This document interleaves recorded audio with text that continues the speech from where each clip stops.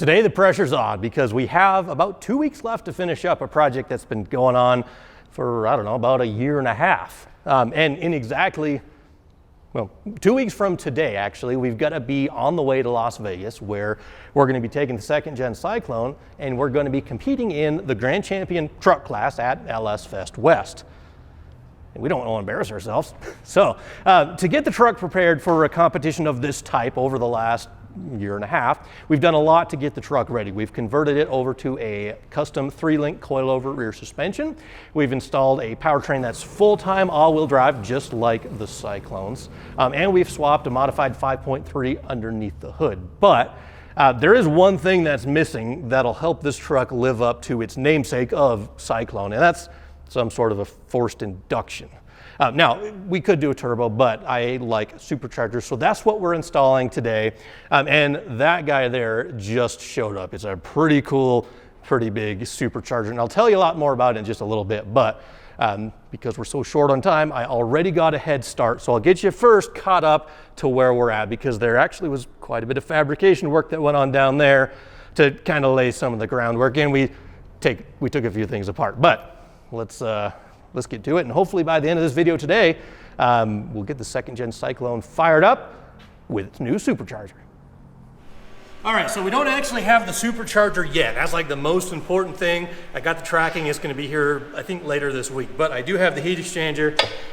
This is just a cheap one I picked up from Amazon, and we got to modify it to fit underneath the bumper and grill of the truck because it's a very tight fit. So I'm just going to take it apart.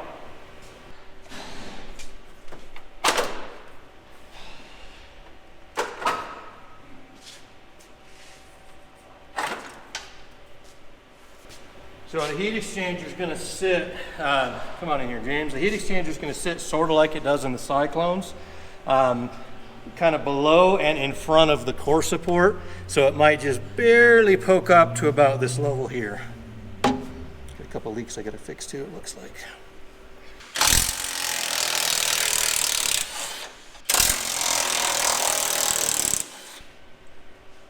Boom, there we are.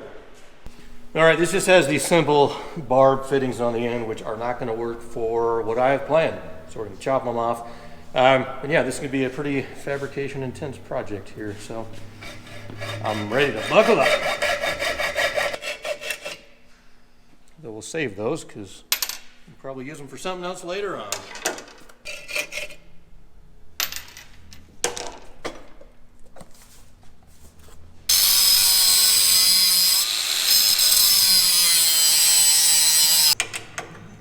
Now you probably wonder, why don't we just use a Cyclone intercooler or heat exchanger, which we definitely could.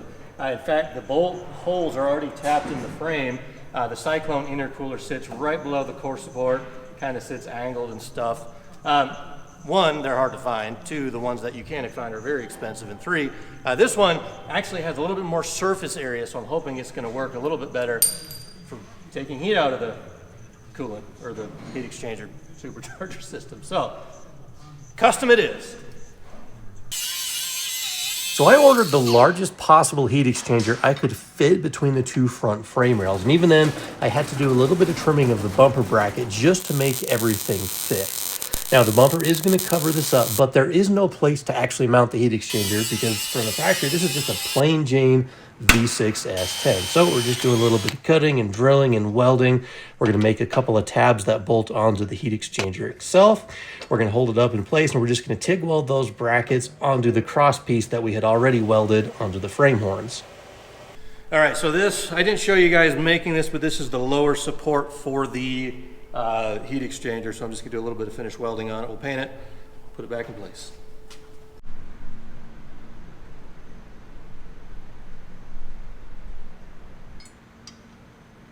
In order for heat exchanger to work properly, we actually have to move some air across it as the vehicle is driving. And right now, it's hidden behind the bumper. So the best thing that I could come up with is just to cut out the flat spot where the license plate mounts. Yeah, I'll give it to you. It's probably not the best looking thing in the world, but right now, function takes precedence over looks. Now, I also did mock up a quick cardboard duct to help direct air through the heat exchanger core, but I don't have time to build that from aluminum right now, so we'll put that off towards later. So these were the original hose barb locations. We chopped those off because that would not fit with the location of the heat exchanger. They'd kind of go right through the side of the frame. So I grabbed some 1-inch aluminum pipe. Yeah, we are going to oversize these, and some billet barbs from Amazon. I'll link all this below if you're curious, but that hole I drilled right there, that's going to be the center of the upper pipe. Is going to kind of come down like that. Then the other end is going to do something like that, and we'll put a barb on the end. The bottom tank is going to go more or less like that. So there'll be 2 fittings side by side, and it'll bring the pipe down below the heat exchanger, or the, below the core support.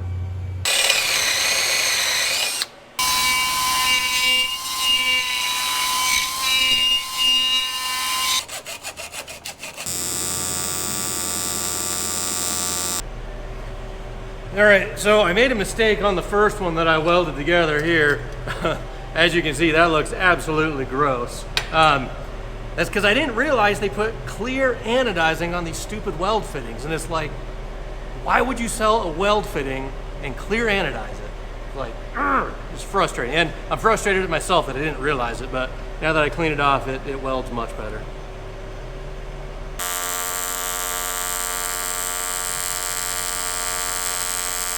I mean, seriously. Like, I mean, this will still hold, and I don't think it'll leak. It's just I'm frustrated that it looks crap, where that looks so much nicer. Now, if you're asking me, LT, are you really cutting off a fitting to re-weld it just because you're not happy with the weld? The answer is a resounding yes. I am doing that. I know we got a deadline and all, but there's no excuses for that.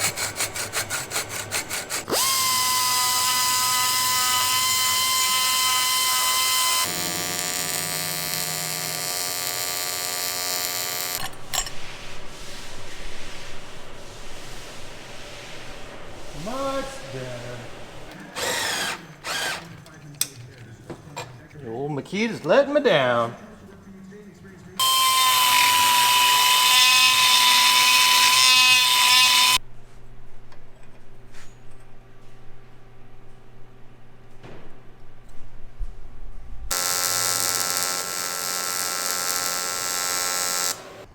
All right, guys, I gotta let you know that the stress is definitely building right now because today is now the 8th of April, which is a Tuesday, which means I have exactly 2 weeks and 1 travel day to get this thing finished up. And I know 2 weeks kind of sounds like a lot, but we have other shop stuff that we have to attend to occasionally. We have to get the supercharger installed and tuned. We do have a little bit more fabrication to do, but thankfully, the big sigh of relief here is that this is probably the biggest fabrication part of the whole project between getting the brackets built and modifying the heat exchanger. So this is what we have. We've got 1-inch lines in and out. It's a dual pass design, blocked off the original fittings. I did add a little reinforcement tab to this one just so it can't flex and crack. The only thing I'm waiting on is just a single -4 male AN bung, and I'm gonna have a cap on there just to act as a bleeder to let all the air out. So yeah, big sigh of relief that this part is done, but every day I look at the clock and the calendar, I'm like, oh man, time is flying by. But still, even with the deadline, I cannot skimp on quality, and I have to do things a certain way. I don't think it means we're gonna miss a deadline because of that, but put it this way, if it did mean missing a deadline, I don't think that I would want to take a shortcut. I don't know, but anyway, let's continue on because obviously just me sitting here talking is taking up time, and I haven't even got the intake removed yet. Basically, we're installing a root style blower. I'll show you that in a second because it's not an LSA. But obviously to get it installed, we have to remove the intake, the fuel rails, and a bunch of stuff up here. Don't know if I'm going to be able to reuse the throttle cable or not, because the inlet I think is going to be here. We actually have options, but we'll just put it aside for now. Now we are going to be installing larger injectors as well, but thankfully when we had our harness built, we already installed the correct EV6 connector, so we don't have to mess around with that. Same thing with map sensor. We get a Gen 4 map sensor, so no changes there. So this is all planned ahead. back in my TV days, we'd have a guy that would go around and do lighting and camera work, of course, and they were so adamant that the viewer never saw the lights, but every scene had to be lit, you know, very well, doing what I'm doing here. And of course, this is probably not lit very well by TV standards, but it made me chuckle though, thinking like, why do people care if they see the lights or not? Because, you know, a mechanic or someone who's working on stuff, they have to see what they're doing. So why hide the lights? Another thing I always keep on hand are these AN plugs, just so when I take something off, like this fitting, we don't have fuel that's dripping everywhere forever.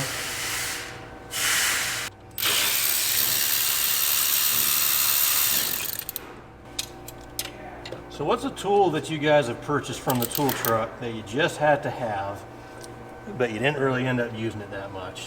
And how much did it cost? That's what I want to know.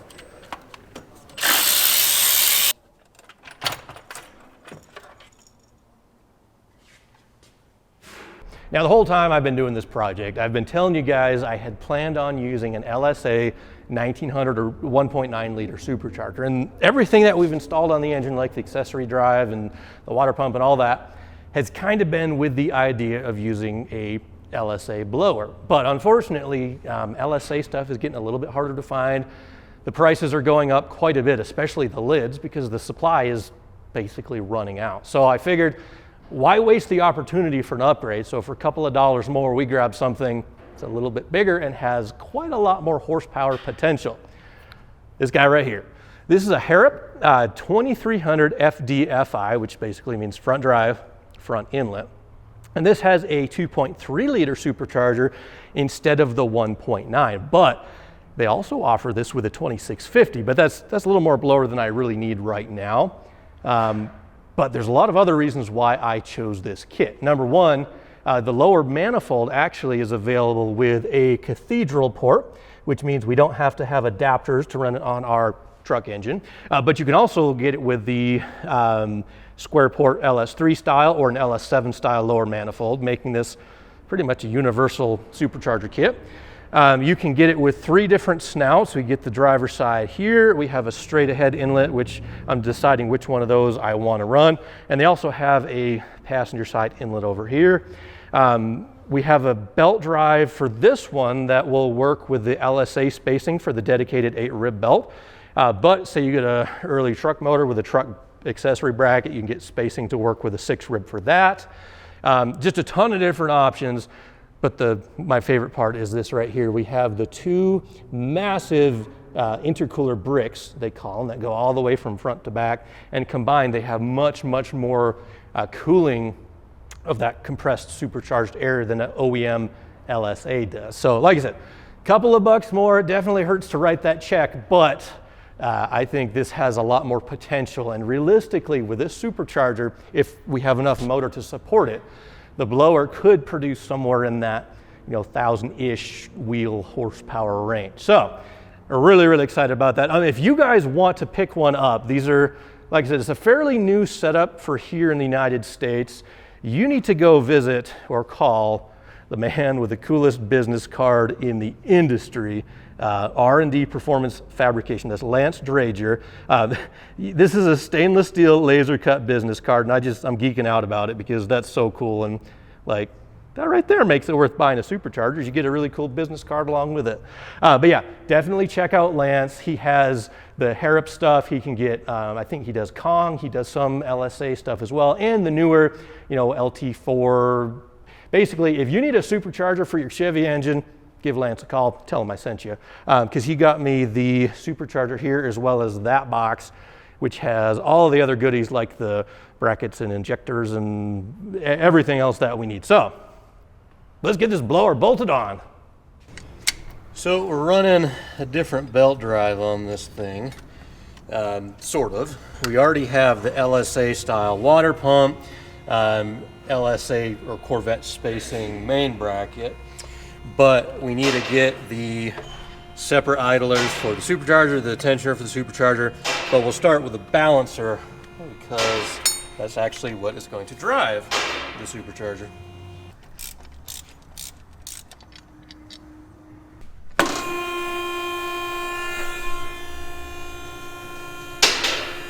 Now the starter has nothing to do with what we're installing other than the fact that I need to get it out of the way so I can put a holding tool onto the flex plate.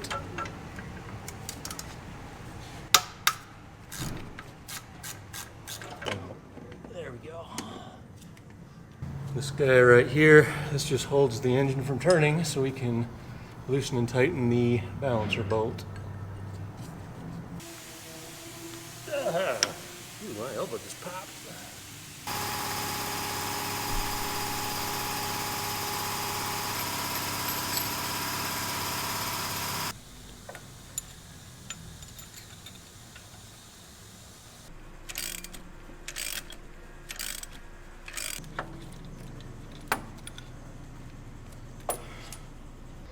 All right, so we got a couple more LSA parts that we got to install on front of our 5.3. One, the balancer.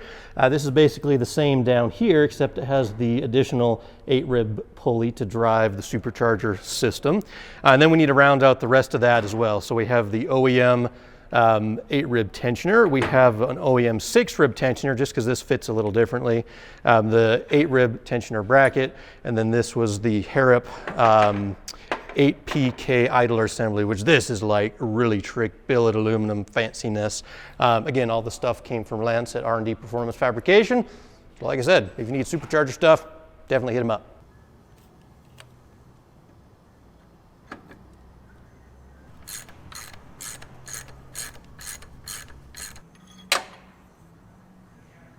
And to pin the crank, this is kind of what we're doing. This is a 1/4 inch, 250 thousandths dowel pin.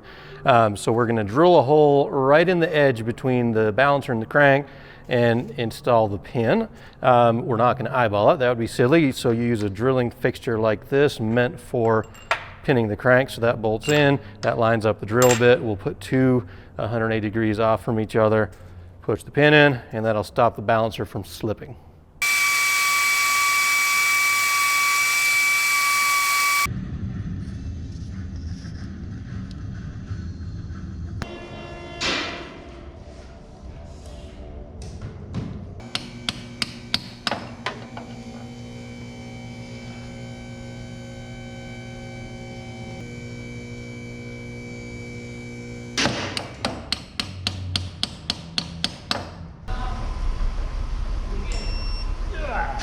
Now we gotta say it. That's not going anywhere.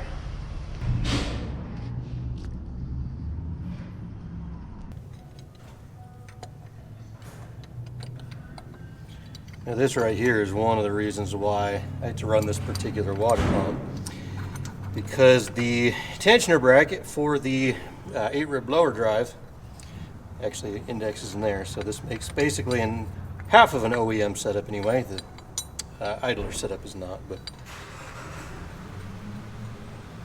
the cool thing about LS is they all just sort of interchange like Legos.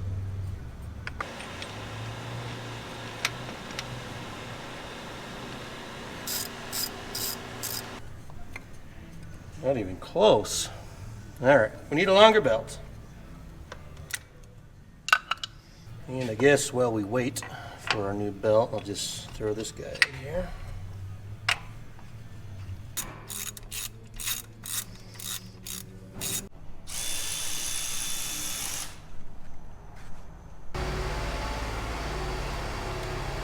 I think this might be the one. Oh yeah. So the front accessory drive is pretty much done, other than the 3-pulley idler bridge, but I made sure we have room. And it's kind of neat to see this all come together, because when I put the radiator in and the fans and the upper radiator hose, I kind of planned for this. And thankfully there's enough space for everything. It's tight, like that idler bridge comes to like right here, but it all fits. So far, so good. I did a quick test fit. There's a few little changes we're gonna make in there, but I guess some parts on the way. So in the meantime, we're back to the heat exchanger. Our last -4 weld bung showed up, so I'll just get that welded in, and then this can go in the truck for good.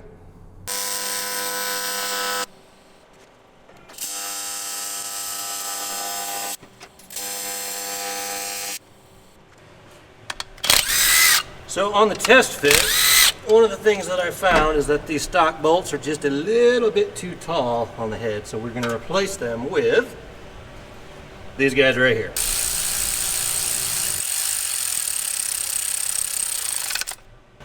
Now that kind of makes me want to replace all the hardware on the engine with black stuff. That looks good.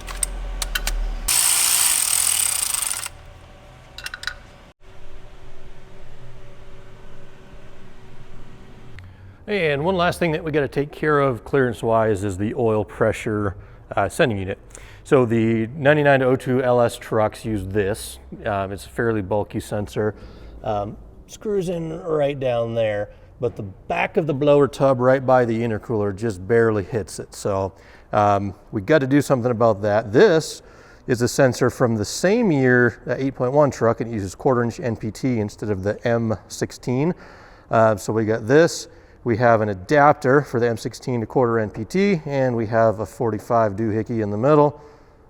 So we'll just do that, and that'll move it out of the way.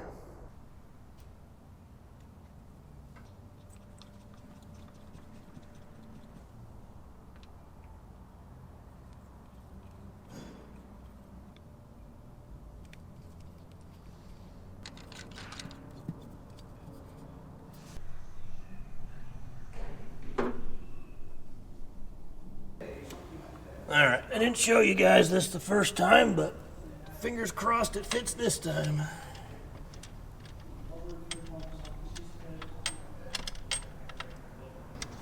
Well, the bolts line up.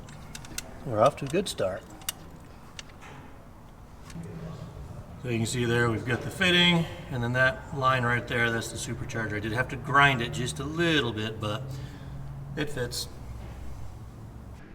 I got to tell you guys, it is so awesome right now seeing the supercharger tub sitting in the valley of the engine. It just kind of like lets me know that we are off to a great start, and this is going to be a fun, awesome project. But also, by the same token, seeing it installed lets me know how quickly the real estate under the hood is getting eaten up.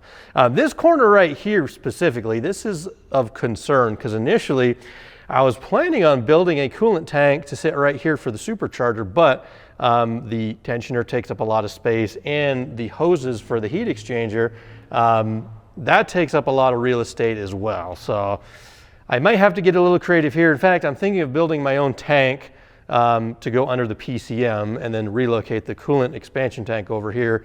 Yes, I know there is a company that makes that tank. I already called them, and they don't have any in stock right now. So I'll probably have to build my own, but that's a problem for another day. First, we actually got to get the supercharger sitting on top of the tub and then figure out which inlet we are going to run.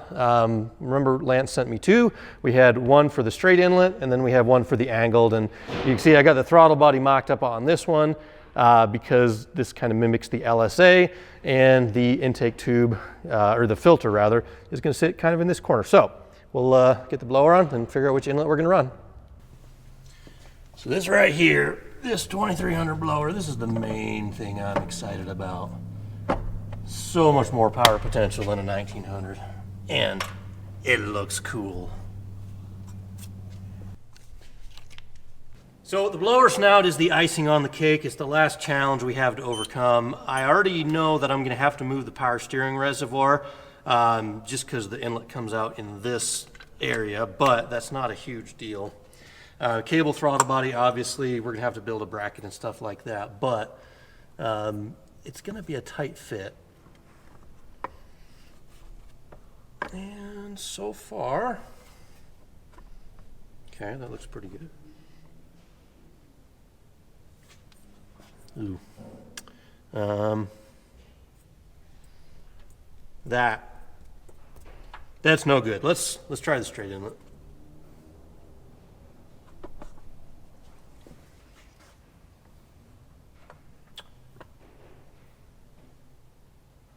Huh.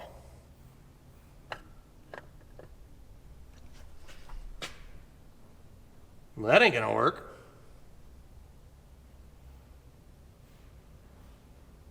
Dang it.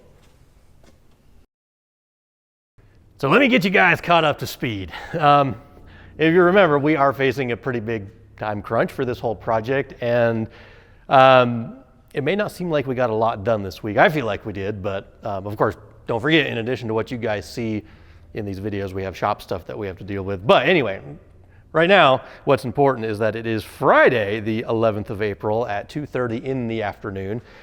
And we just hit a roadblock that is quite literally going to put the brakes on this project. So you might have noticed already, but here's the deal. The angled inlet that goes over to the driver's side, this bolts up to the supercharger and it puts the throttle body over here, which is all great.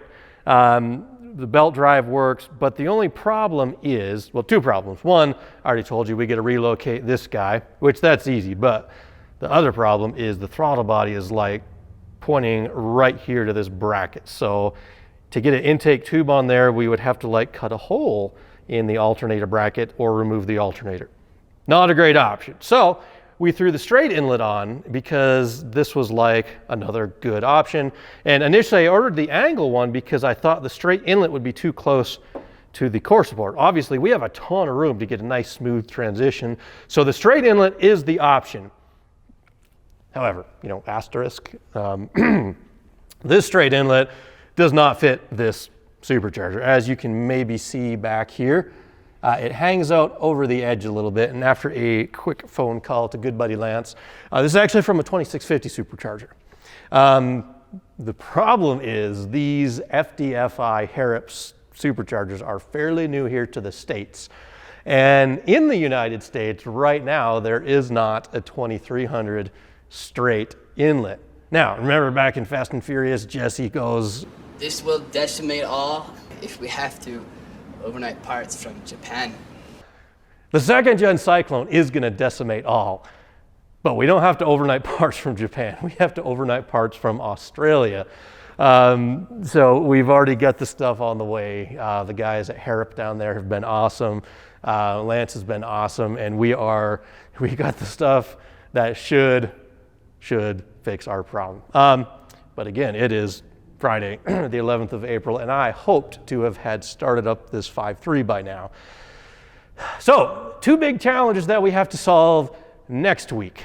One, we have to get a heat exchanger tank mounted, and like I said, that's probably going to be building a custom tank over there. Oh, and yeah, obviously, that problem there. Other than that, we have pretty much the rest of the stuff that we need to finish up this install. And I can't remember if I showed you guys everything or not, but Lance did send me the EWP 150 water pump. This is a bad boy pump. He sent me the harness for it. He sent me a bunch of fittings, bunch of hose. We did have a universal tank that I purchased from him, but again, because of the constraints under the hood, I'm probably gonna have to build my own. Oh, injectors. This is the other thing. Even if you just need injectors, definitely hit up Lance, because these are a 1050 cc injector, flow matched, and it comes with all the data that we need to dump directly into our PO1 PCM. So anyway, all that is great news. In fact, I'm very happy with how the supercharger fits underneath the hood. Oh, and off camera, by the way, I did put the other snout on again and close the hood. And the other reason why I can't use the driver's side inlet, aside from the power steering pump, reservoir, and the bracket, is the throttle body hits the hood. So it's got to be the straight inlet, and it is coming all the way from down under. Sorry. Thank you guys for watching. I appreciate it. My stress level is at all-time high, but we are going to make LS Fest, and as they say in the movies, decimate all. I hope.